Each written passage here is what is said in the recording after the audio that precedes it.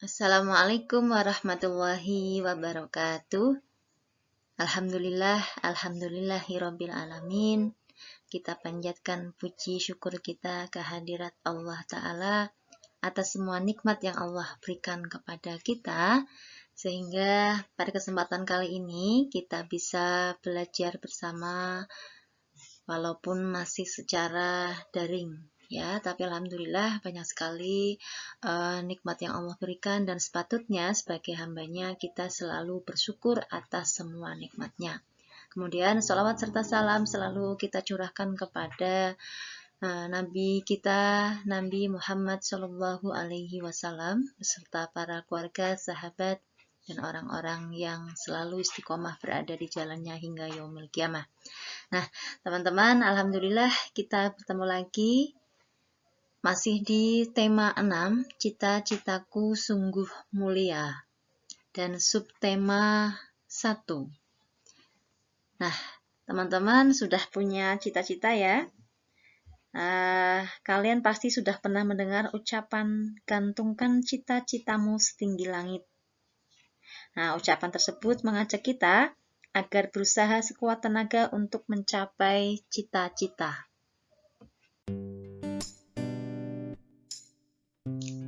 Yap, kita masuk ke subtema 1, aku dan cita-citaku. Hari ini Mupel IPS. Teman-teman sudah punya cita-cita ya? Nah, kalian mungkin memiliki lebih dari satu cita-cita. Nah, cita-cita itu tidak harus berupa profesi tertentu. Jadi cita-cita merupakan suatu impian yang ingin dicapai sesuai dengan minat dan kesukaan kalian. Nah, jadi bagi yang belum punya cita-cita, dari sekarang coba tentukan apa sih keinginan atau cita-cita yang ingin kalian capai.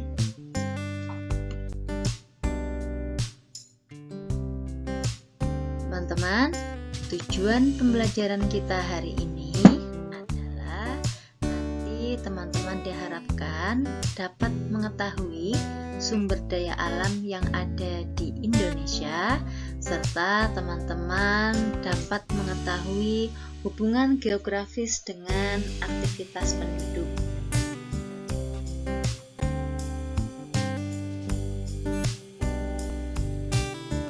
Teman-teman masih ingat tentang sumber daya alam? Dulu di semester 1 kita pernah mempelajarinya. Nah, sekarang kita lanjutkan mempelajari lagi tentang sumber daya alam. Sumber daya alam adalah segala sesuatu yang berasal dari alam yang dapat digunakan untuk memenuhi kebutuhan hidup manusia. Wilayah Indonesia sangat luas dengan kondisi alam yang berbeda-beda. Perbedaan lingkungan alam menyebabkan perbedaan potensi sumber daya alam dan kegiatan penduduk. Nah, sumber daya alam berdasarkan sifatnya dibagi menjadi 2, yaitu yang pertama, sumber daya alam dapat diperbaharui, dan yang kedua, sumber daya alam yang tidak dapat diperbaharui. Sumber daya alam yang dapat diperbaharui yaitu sumber daya alam yang dapat dihasilkan kembali atau dikelola dan diperbanyak kembali dalam waktu yang tidak lama. Contohnya seperti hewan, tumbuhan, air, dan sinar matahari. Jadi, sumber daya alam ini akan terus ada selama penggunaannya tidak dieksploitasi secara berlebihan, gitu ya.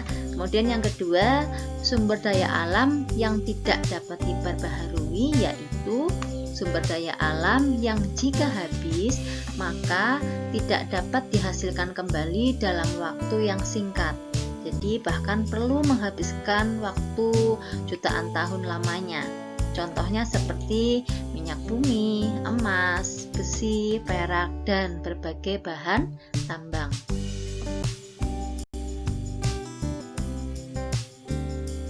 Selanjutnya, hubungan kondisi geografis dengan aktivitas penduduk. Aktivitas penduduk di suatu daerah sangat dipengaruhi oleh kondisi geografis, terutama kondisi fisiknya, meliputi iklim, topografi, jenis dan kualitas tanah, serta kondisi perairan. Aktivitas penduduk yang terkait pada kondisi alam dapat diketahui dari corak kehidupan penduduknya. Antara lain, corak kehidupan daerah pegunungan umumnya masyarakat bekerja dalam sektor pertanian, perladangan, dan buruh perkebunan. Nah, corak kehidupan daerah dataran tinggi, penduduknya mayoritas bekerja dalam sektor pertanian, terutama perladangan. Sedangkan corak kehidupan daerah dataran rendah, masyarakat umumnya bekerja dalam sektor pertanian, perladangan, transportasi, industri, dan perdagangan. Kemudian, corak kehidupan daerah pantai, penduduk umumnya bekerja sebagai nelayan, penjual jasa wisata, sektor perikanan, dan perkebunan kelapa.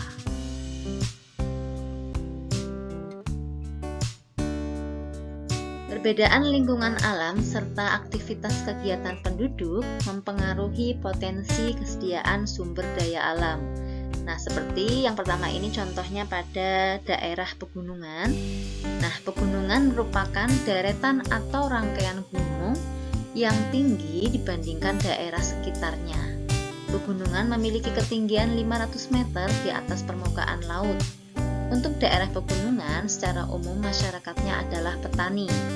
Petani di daerah pegunungan biasanya menanam palawija dan sayuran. Ada pula petani perkebunan. Sehingga sumber daya alam di daerah pegunungan sangat banyak seperti sayuran, kubis, wortel, tomat, kopi, cengkeh, dan sebagainya. Di daerah pegunungan mempunyai iklim yang cukup dingin sehingga banyak penduduk yang mata pencahariannya beternak seperti sapi perah, kambing, ayam pedaging maupun ayam petelur. Yang kedua, daerah dataran tinggi. Dataran tinggi merupakan daerah datar yang terletak di daerah yang tinggi, yaitu memiliki ketinggian antara 700 hingga 800 meter di atas permukaan laut. Dataran tinggi memiliki tanah subur dan udara sejuk, sehingga memiliki potensi menjadi daerah pariwisata. Yang ketiga, dataran rendah. Dataran rendah merupakan daerah datar yang memiliki ketinggian hampir sama, yaitu 0 sampai 200 meter di atas permukaan laut. Pada umumnya, daerah dataran rendah dijadikan sebagai tempat pemukiman penduduk, mendirikan pabrik, membangun gedung, dan membangun jalan. Keanekaragaman aktivitas penduduk menunjukkan adanya perbedaan mata pencaharian penduduk, seperti petani, buruh pabrik, pedagang, dan pegawai kantor. Dataran rendah pada umumnya dimanfaatkan sebagai lahan pertanian, sehingga banyak sekali sumber daya alam yang ada seperti kelapa, padi, tebu, dan jagung.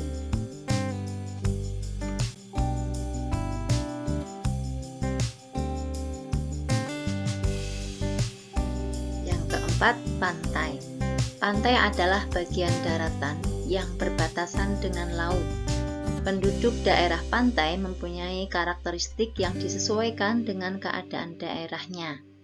Penduduk di daerah pesisir pantai sebagian besar cenderung bekerja sebagai nelayan, walaupun sedikit yang bercocok tanam. Tanaman yang cocok di daerah pantai sekaligus sebagai sumber daya alam seperti semangka, melon, dan buah naga. Aktivitas lain penduduk di daerah pantai adalah perikanan air payau. Perikanan ini diusahakan dalam bentuk kolam luas yang disebut tambak. Biasanya, ikan yang dibudidaya di sini adalah ikan yang bernilai tinggi seperti lobster, bandeng, dan bawal. Jadi, banyak sekali sumber daya alam di daerah pantai seperti ikan dan buah-buahan. Nah, mari kita simpulkan pembelajaran kita hari ini. Yang pertama, sumber daya alam dibedakan menjadi dua, yaitu sumber daya alam yang dapat diperbaharui dan sumber daya alam yang tidak dapat diperbaharui. Yang kedua, aktivitas penduduk di suatu daerah sangat dipengaruhi oleh kondisi geografis, terutama kondisi fisiknya. Kondisi fisik tadi meliputi iklim, topografi, jenis dan kualitas tanah serta kondisi perairan daerah tersebut. Nah, teman-teman, cukup sekian pembelajaran hari ini. Semoga bermanfaat dan bisa difahami. Jika ada yang mau ditanyakan, silahkan boleh menuliskan di kolom komentar. Ya, silakan tulis di situ. Nanti kita diskusikan bersama. Baik teman-teman, terima kasih atas perhatiannya. Sampai ketemu di lain kesempatan. Kita akhiri dengan membaca hamdalah dan doa penutup majelis. Alhamdulillahirabbil alamin. Subhanakallahumma wa bihamdika asyhadu an la ilaha illa anta astaghfiruka wa atubu ilaik. Cukup sekian dari Bu Lilis, dan jangan lupa selalu patuhi protokol kesehatan ya, selalu cuci tangan, jaga jarak, dan gunakan masker jika keluar rumah. Semoga kita semuanya sehat selalu dan bahagia selalu. Assalamualaikum warahmatullahi wabarakatuh.